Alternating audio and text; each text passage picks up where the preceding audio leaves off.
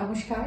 আজকে আমরা অনুভূতি সবাই মিলে একটু আমাদের অভিজ্ঞতা, আমাদের journey on autism, with autism আমরা একটু শেয়ার করতে বসেছি। এপ্রিল মাস অটিজম অ্যাওয়ারনেস মান্থ বলে আমরা জানি। আহ, এই এক মাস যাবৎ অনেক জায়গাতে অনেক প্রোগ্রাম হয়, র্যালিজ হয়, অ্যাওয়ারনেসের কথা আমরা বলি।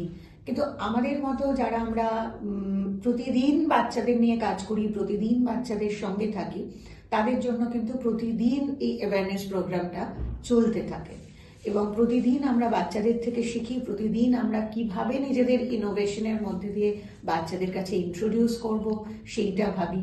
তো আজকে আমরা আমাদের কয়েকটা ছোট্ট ছোট্ট অভিজ্ঞতা এবং কিছু কিছু মিথ সব কিছু নিয়ে আমরা আসব। সবার প্রথম যেটা আমরা বলবো যে অনুভূতি 2 বছর বয়স থেকে বাচ্চাদের সাথে কাজ করে। তো প্রথমেই আমাদের একটা আর্লি ইন্টারভেনশন প্রোগ্রাম আমরা ফলো করি, যেটা 2 বছর থেকে 6 বছর এজের মধ্যে থাকে। আমাদের এইমটা থাকে যে 6 বছর পরে যেন বাচ্চাটা যদি একটু শেপে চলে আসে, তার স্পিচটা যদি একটু প্রপার হয়ে যায়, যেন অন্য কোথাও সে চলে যেতে পারে কোনো ইনক্লুসিভ স্কুলে। কিন্তু যেটা আমরা দেখেছি থ্রু আউট, যেটা আমাদের খুব ভাবায়, সেটা যে পেডিট্রিশিয়ানরা তারা সবসময় পেরেন্টসদের, আমি মিসগাইড বললেও ভুল বলবো না, অ্যাটলিস্ট আমার অভিজ্ঞতা দিয়ে, যে সবসময় পেরেন্টসদের তারা বলেন যে ছোট্ট বয়সী বাচ্চাটাকে একটা কোনো স্কুলে দিয়ে দিন, যে স্কুলটা মেন স্ট্রিম স্কুল বা ইনক্লুসিভ স্কুল, সেখান থেকে নাকি বাচ্চার অনেক কিছু সব ঠিক হয়ে যাবে। এবং এটার প্যারালালি যেটা হয় যে মা বাবাদের মধ্যে আরেকটা ভয়ও ঢোকে যে অন্য বাচ্চাটা অন্যরকম হলে আমার বাচ্চা নিশ্চয়ই সেটা কপি করবে, আমার বাচ্চার লেভেলটা আমি বুঝতে পারছি না, কিন্তু অন্য বাচ্চার থেকে কিছু আসছে না, তো আমি কিন্তু অ্যালার্ট হয়ে যাচ্ছি।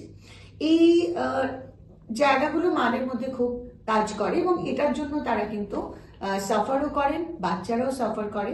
সেই বিষয়ে আজকে প্রথমে একটু কথা বলে নেব। আমি আমার কলিগদের সাথে একটু ইন্ট্রোডিউস করিয়ে দিই, যারা আপনারা আমাদের চেনেন তারা জানেন যে ও সোমদত্তা। ও শুরু থেকেই আমাদের সঙ্গে আছে। সোমদত্তা প্রফেশনে একজন সাইকোলজিস্ট এবং আমাদের এখানে বহুদিন শুরু থেকেই আছে, এবং বাচ্চাদের মারা যারা আমাদের সাথে এতদিন রয়েছেন বা ছিলেন তারা সবাই চেনেন। পাশে রয়েছে আলিয়া। আলিয়াও কিন্তু একজন সাইকোলজিস্ট অ্যান্ড স্পেশাল এডুকেটর, আলিয়াকেও অনেকেই চেনেন। তার পাশে রিমা, ডিসিপ্লিনের জায়গাটা যে থ্রু আউট বাচ্চাদের খেয়াল রাখে এবং বাচ্চাদের বিহেভিয়ারের জায়গাটাও যে থ্রু আউট খেয়াল রাখে, সে হচ্ছে রিমা। আমি ওদের সাথে একটু ওদের অভিজ্ঞতাও জানতে চাইবো, যে যেটা আমি ভাবলাম সেটা ওরা কিভাবে ফেস করেছে বা ওরা কিভাবে ভেবেছে। আমরা অনেক সময় বাচ্চাদের যাদের পাই তারা দেখি হয়তো আগে নর্মাল স্কুলে কোনো একটা বড় জায়গায় গেছে, তারপর হয়তো সে আমাদের কাছে এসছে। তো সেখানেও যেটা হয় যে সেটা হয়তো টাইমটা অনেকটা পেরিয়ে গেছে, এবং সেই জায়গাটাতে হয়তো আমরা দেখেছি যে সেই জায়গাটাতে মা বাবাও হয়তো পরে সেটা ফিল করেছেন, তারপর আমাদের কাছে হয়তো স্পেশাল স্কুলের জায়গাটাতে ওনারা নিয়ে এসেছেন।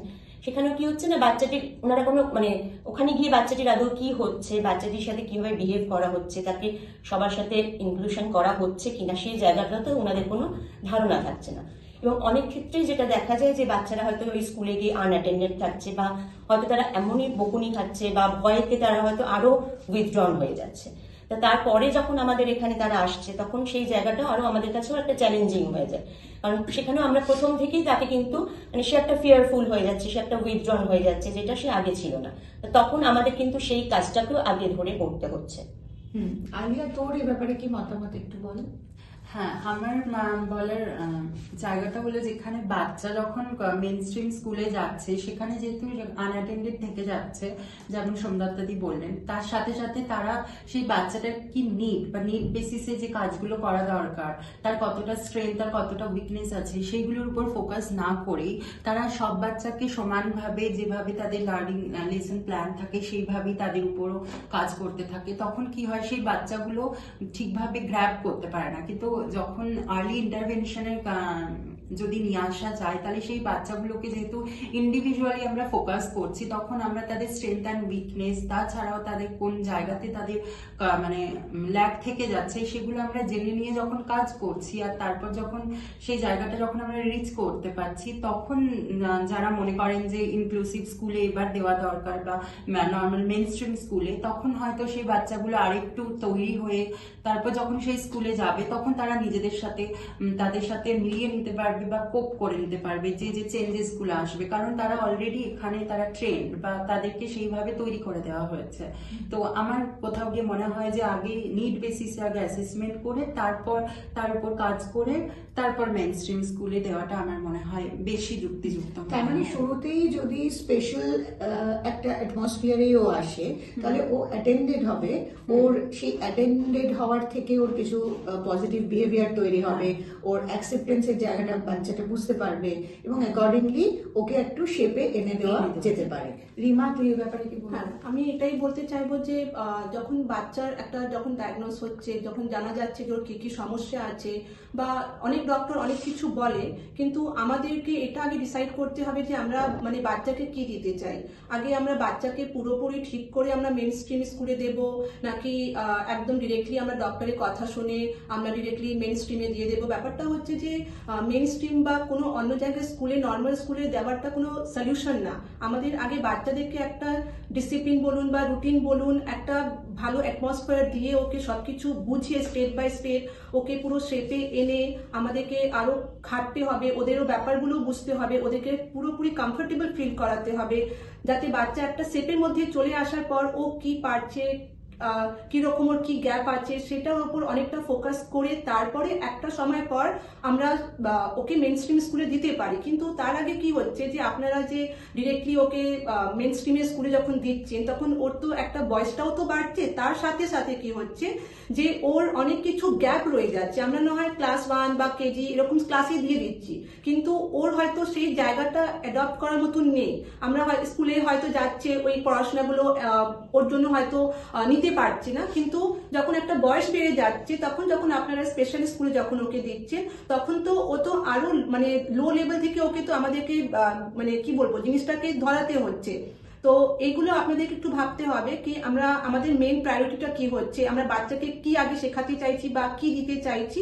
আগে আপনারা এটা যদি ফোকাস করেন তাহলে খুবই ভালো হয়, আর বাচ্চার জন্য খুব হেল্পফুল হবে, কারণ বাচ্চা খুব পাজলড হয়ে যাচ্ছে।